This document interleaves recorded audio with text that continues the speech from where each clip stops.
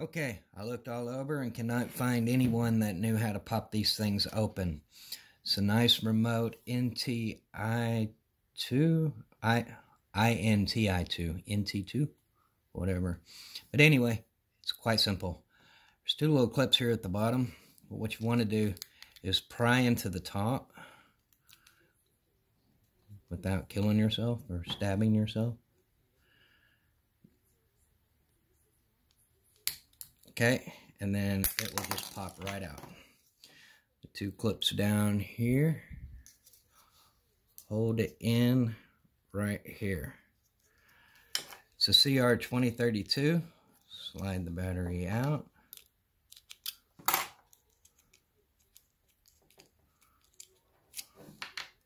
New one in.